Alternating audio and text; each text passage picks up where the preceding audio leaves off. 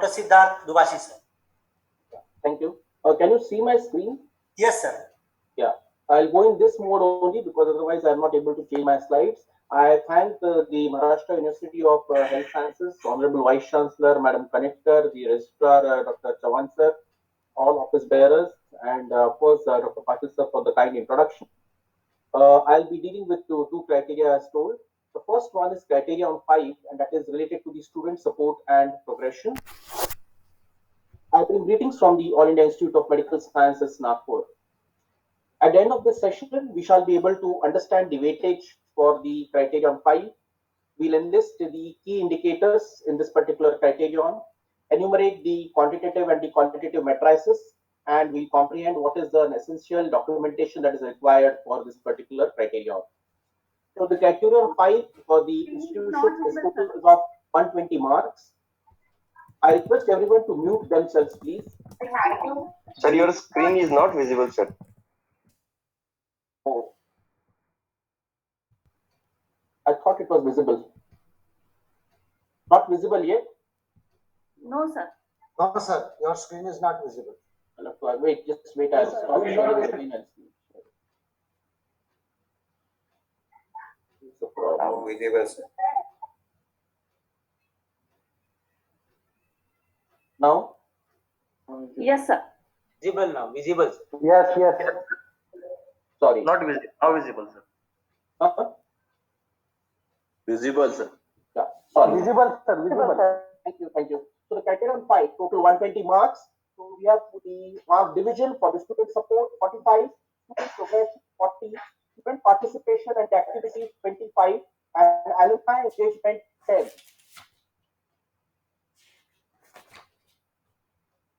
When we talk of the question, Sir, please make it a slideshow. So with slideshow, there is no problem in changing the slides. That's why I completed this course. Okay, sir. There are 13 questions. There are 3 qualitative and 10 quantitative. The qualitative matrices weightage is 12 and quantitative matrices weightage is 108, making a total of 120 marks. Now, when we say 5.1.1, the question is the average percentage of students benefited by scholarships, free ships, fee waivers by the institution, government, and NGOs during last 5 years. Now, here the question is straightforward, but the documentation that is required is look into that. The name of the scheme, the list of the beneficiaries for each of these schemes, and then the attested copies of the sanctioned letters from the sanctioning authorities is what is going to be looked into. Next is the capability enhancement and development schemes employed by the institution for the students. Now, there is a list given here. It is expected that we engage the students for all these. They are talking of soft skills, they're talking of the language, they're talking of yoga and wellness, analytical skill development, human values, personality, professional development, and employability skill development. Now, here each of these called as a scheme. So, see which of these you have been able to implement in the last 5 years. The data would be given in terms of name of the scheme, the year of implementation, number of students enrolled for each of these. You cannot give a total completely. The total, which one, how many were there for soft skill, how many for human values, how many for employability skills, and so on. The name of the agencies, because you may not have the in-house expertise for all these. You can outsource separately. So you have to give the name of the agencies involved with the contact details. And of course, all these details will be available on your institutional website as well. The average percentage of students provided training and guidance for competitive examinations and career counseling during the last 5 years. Here also the name of the scheme, the list of the students passed in the competitive examination, where the students are placed, whether you have released any circular or any brochure related to that particular event, and if you have outsourced it to a center or something, then they will also be having that data in their respective annual reports. Very important, this may sound a little new to you all. The institution has an active international student cell to facilitate study in India. Now, this is a qualitative text if you see indicator, that is, they have asked for a description in 500 words. Now, what sort of description is of this particular cell to the institution? Of course, the chairman would be the dean or principal of the institution. But along with that, you will be having one or two faculty members who will facilitate. It's valuable to have one person of rank of associate professor or professor to head this particular cell. And Assessment facilities के कुछ solution. now, this role of this particular cell is when you have the certain students from abroad, if they are coming to study some specific diseases, like in the medical faculty, we have got suppose somebody coming in, say from say John Hopkins or Cornell University to study tuberculosis. So similarly, in your faculty also, I'm sure they may be coming. I've heard that in BHU there are so many people coming in for the Ayurveda, the students from abroad. Now, when they come here, how their stay is facilitated, how the different facilities are provided to them, how the assignments are looked after, are there any research commitments, authorship, all those things are looked after by this international completely facilitated by the provision for such a cell in any institution and then the subsequent activities. 5.1.5, I'm sure everybody has this particular thing with you all, because without this, an institution cannot function as per the Honorable Supreme Court guidelines. But then again, the documentation is very specific. The institution has a transparent mechanism for timely redressal of student grievances, prevention of gender harassment and ragging. Now, what are they looking into? They are looking into whether you have implemented the guidelines given by the specific councils or the regulatory bodies or your own parent university, that is the Maharashtra University of Health Sciences. What are the various committees and the mechanism for receiving the online or the offline student grievances? Were the periodic meetings held? If they were held, the minutes of those meetings. And most important is all these meetings in the category of 6 also I would tell different committees. These committees will have no meaning without the minutes of the meeting being recorded. And second one is the action taken report. So that is extremely important. Now, what are the documents which are required for this? One is the grievance redressal policy document. The constitution of the various committees related to grievance redressal. What are the different circulars or the web links or the different committee reports? Minutes of the meetings. And most important is the action taken on the student grievances. Now we understand that these documents mean the grievance redressal policy can be put on the website, but I'm sure the individual complaints will not be put on the website, cannot be put in the public domain. They are confidential documents. But the data validation and verification authorities, the DVE, or the assessors can ask for these documents, and then you will have to separately give them. So the documentation is extremely important. We understand that some are sensitive areas, the confidential reports, but then if asked by respective competent authorities, they will have to be released. But the redressal policy, the various committees which are in place need to be on the institutional website. When we talk of student progression, that means the average percentage of students qualifying in various state, national, international level examinations. So the question is quite obvious, and the data is list of the students, their passing certificates, and copies of the qualifying letters of the respective students. What are these average percentage of placement or self-employment of professional fields of the outgoing students in the last 5 years? So what are your students doing after they are passed off from your institution? You need a self-attested list of the students' place, name of the employer with the contact details. In case the students are self-employed, the private practice, then the registration number and the contact details need to be given. Percentage of recently graduated students. Now this is academic progression. That means from one level to the other. That means from undergraduate to postgraduate, or from postgraduate to higher studies like some certificates or some fellowship programs, or from postgraduate some may be pursuing the PhD program. So that is the academic progression from one level of education to next level of education. So the last batch, those details would be required, and I will document. We talk of student participation and activities. They've asked for number of awards or the medals won by the students for outstanding performance in sports, cultural activities at inter-university. Please look at this, at inter-university or state or national or international events during the last 5 years. Now, please be very careful when you are submitting this data. It is inter-university. That means within a university, two colleges are conducting events that will not be counted. Next, it has to be a state or a national or international event in the true sense. local awards like Lions Club, Rotary Club, some Sahitya Puraskar, something. So those type of things will not be accepted here with NAAC. So you need to give the name of the award, the medal, the level of the event, the name of the event, e-copies of award letters and certificates. Then they have asked for again a qualitative question, that is the presence of student council and its. I'm sure there will be some student council in your institution, but see to it that it is in accordance with your bylaws of your university. I'm aware that your university has got a Vidyapeeth student council, but I'm sure the individual institutions also need to have a student council. The dean or the principal invariably is the chairman of the student council. We have one senior faculty member who will be appointed as the faculty in charge of the student council. Amongst the students, you need to have a general secretary, you need to have vice general secretaries, you need to have secretaries for different events like arts, drama, dance, music, sports, photography, literary events. So for all these, we have got different student secretaries. And of course, all the class representatives are the ex officio members of the student. Mind well, when we are formulating this particular student council, to have adequate gender representation as well. So these needs to be looked into. The average number of the sports and the cultural events or competitions organized by the institution per year.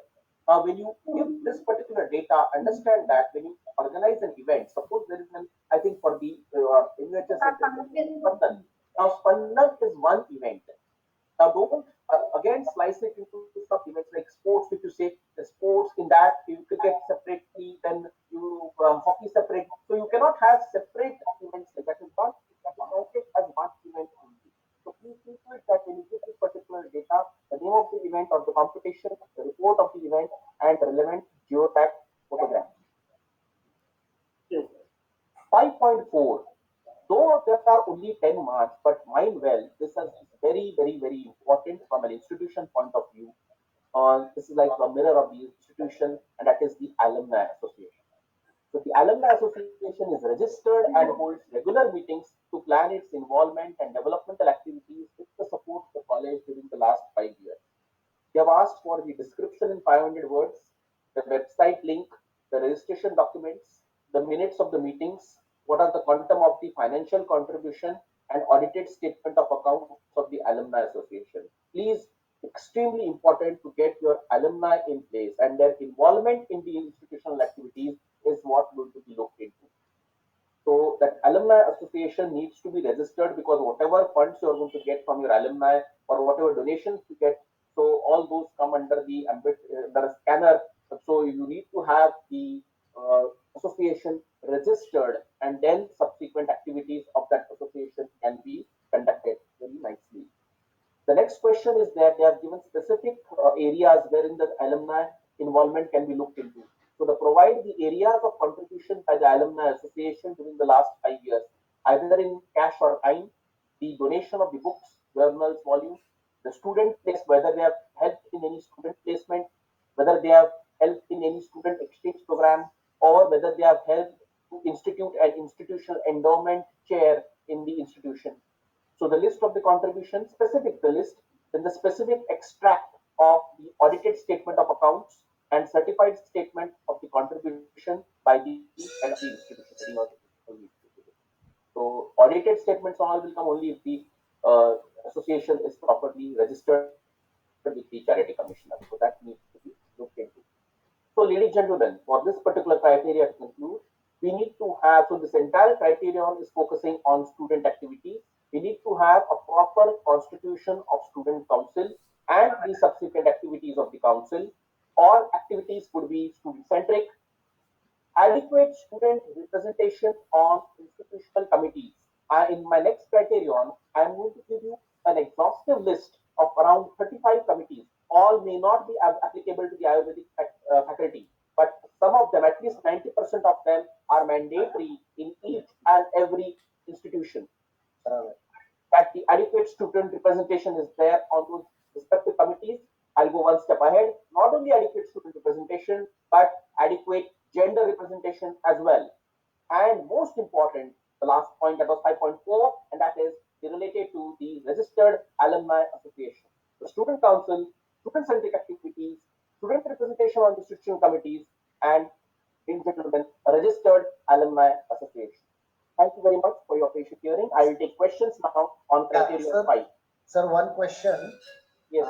Good afternoon, sir. Dr. Mihir speaking from Yes, yes, now. Nice to One see you. question. Yes, sir. 5.1.1 and 5.1.2. Yes. The average students benefited by scholarship schemes, we have the data. Yes. Fee waivers by government, that data how can we provide? Or fee waivers by the institution? Institute does not favor any student to waive the fees because it is all from the government quota, the admissions. And such type of data how to maintain. Yes, a very important question. Now the free ships and the scholarships, the fee waivers by the institution. Now this may not be applicable to the government institution, but there are certain deemed universities, there are certain private institutions which are giving fee waivers. They will definitely encash on this point if they give that data. Okay, sir. Thank you. And 5.1.2 regarding the development schemes for the students. Yes. 1 to 7. Currently, we are into the teaching of the current syllabus and the current things. And these things are extra, or these things are not in the regular practice. So, how to start these procedures for 1 to 7? Yes. I know that there are rigid timetables, institutional timetables, but one thing all of us understand, Dr. Mir has definitely asked very practical question. But definitely, see, if an institution is aiming for quality into their education, teaching, learning process, then the head of the institution, then the timetable particular institution needs to find time for these activities.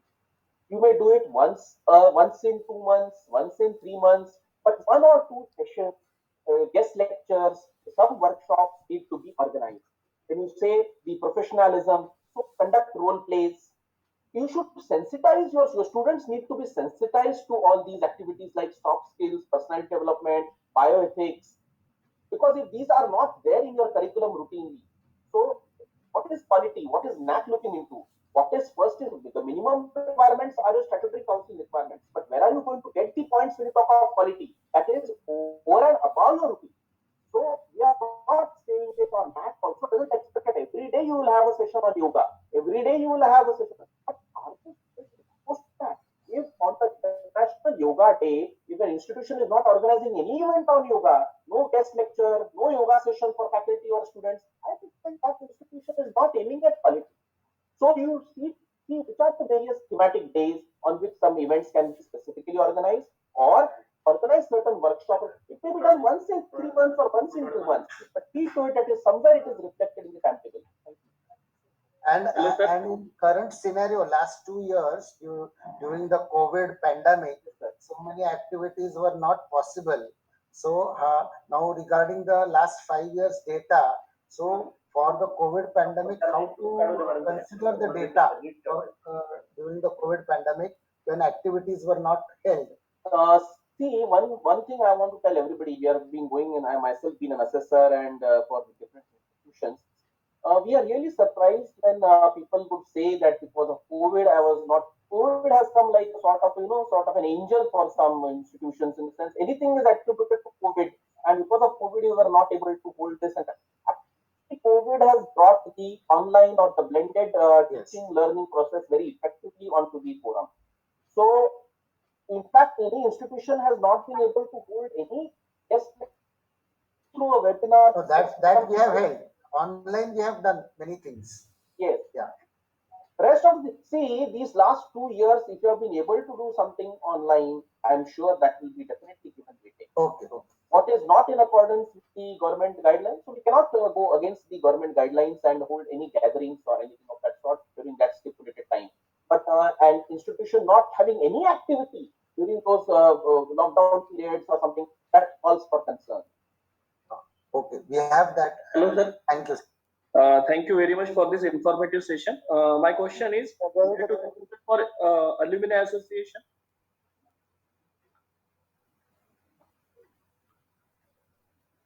Hello. Sir, Dr. Karle here. My question is where to register alumni association? Where to register? It is to be registered with the charity commissioner at your local place. Okay, thank you, sir. May I ask? I am Dr. Maya Gokhale. Madam. I have one question regarding alumni. Yes. What is to be counted under the endowments from alumni? Yes. They have given a very exhaustive list. You are talking of the last point, that is institutional endowment. Yes. By institutional endowment, they mean that whether a chair has been whether you see some institutions have got a chair, sort of an oration in the name of some retired faculty or some renowned, personality in our field. So to start that oration, they require a purpose fund. And based on the purpose fund, the interest that is generated out of that purpose fund, then we can give out some certificates, some trophies, something like that to the speaker who is selected for that particular operation. So the purpose fund is a big amount. So has the alumni contributed to that purpose fund in generating that institution endowment share? That's the question. Okay. And another question is, if some of the alumni are Yes. taking over and above lectures for future generation, will that be considered here? No, they are taking lectures under the banner of your institution. No, add on. As a guest lectures. My question is, say, for example, a student of your institution, an alumnus, is working in a village somewhere, and there he is conducting some session. That will not be counted. But your alumnus under your institutional banner, your institute banner is there. For your institute, if he is conducting some lecture, that will be welcome. Yes. Okay, sir. Okay. Yeah, your institute banner, your institute name must come in that activity. Okay. Thank you, sir. Thank you. Hello, sir. I have a question. Yes. Criteria number 5.1.2. What is the exact meaning of soft skill development, sir? Yes, soft skill development is related to the communication skills, sir.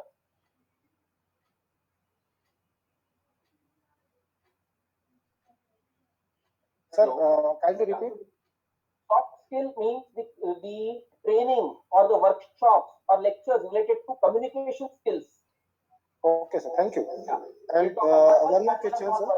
So all those values will come in that session. Okay, sir. Hello. Yes. Sir, can we include the mentorship program under 5.1.3? Point.